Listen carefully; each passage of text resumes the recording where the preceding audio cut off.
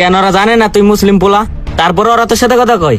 আরে হিন্দু মেয়েগুলো একটু বোকা টাইপের। এর আগেও আমি 2টা হিন্দু মেয়ের সাথে রিলেশন করছি, আর এখনো একটা করতাছি। প্রথমে একটু মিষ্টি মিষ্টি কথা, আর যদি না শুনে তাইলে ওই মেইন মন্ত্র আছে না, ভালোবাসা জাতি ধর্ম মানে না, এই মন্ত্র দিলেই ব্যাস খেল খতম। ওই দেখ তোর ভার্সিটির আছে। তুমি কত কেয়ারিং, আর সবাই বলে তুমি নাকি মুসলিম। আমিও বলে দিছি তাদেরকে, ভালোবাসা কি আর জাতি ধর্ম দেখে? তুই কান্না করতেছিস? তুই কি জানিস যাকে তুই ভালোবাসা বলস সে তোর আত্মা, তোর ধর্ম সবকিছু কেড়ে নিতে আসছে। যারা বলে ভালোবাসা জাতি ধর্ম মানে না, তার আগে নিজের বোনকে এক জিহাদি ছেলের হাতে তুলে দিক, দেখি তখন কেমন লাগে। ভালোবাসার নামে হিন্দু মেয়েদের টার্গেট করে ধর্ম বদল করানো, এটা ভালোবাসা না, এটা ধর্মের সাথে ধর্মের যুদ্ধ, এটা লাভ জিহাদ।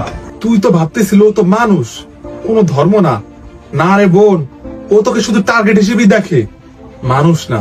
তুই চাইলে এখনো ফিরতে পারিস বোন, আজ না ফিরলে কাল তোকে তুই নিজেই চিনতে পারবি না। কিন্তু আমি তো ওকে খুব ভালোবেসে ফেলেছি, কিভাবে নিজেকে ফিরাবো বুঝতে পারতেছি না। ভুলে যাস না তুই নারী, মা দুর্গার রক্ত। নারী যদি লক্ষ্মী হয়ে ঘর রক্ষা করতে পারে, তাহলে কালী হয়ে নিজ ধর্ম রক্ষা করতে পারবে।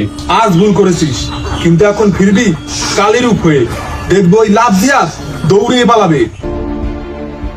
হ্যাঁ আমি পারবো, আমি নারী, আমি চণ্ডীর সন্তান। আমি শুধু প্রেম করতে আসিনি, আমি ধর্ম রক্ষা করতে এসেছি। আমি নিজে কখনো এই লাভ জিহাদে পড়বো না, আর আমার পাশে থাকা কোনো বান্ধবীকেও এই লাভ জিহাদ মরণ ফাঁদে পড়তে দিব না। এই তো আসল সনাতনী নারীর মতো কথা। তুই নিজে আজ ভুল বুঝে দাঁড়াতে শিখেছিস, এবার তোর বান্ধবীদের সতর্ক কর, ওদের বোঝা ওরা আসলে ভালোবাসে না, টার্গেট করে। আর তোমরা, তোমাদেরও তো বোন আছে, বান্ধবী আছে, ওদেরকে এই ভিডিওটা এখনই শেয়ার করো, ট্যাগ করো। আজ যদি আপনি শেয়ার না করেন, কাল হয়তো হারাতে পারেন নিজের বোন, মেয়ে আর ধর্মকেই।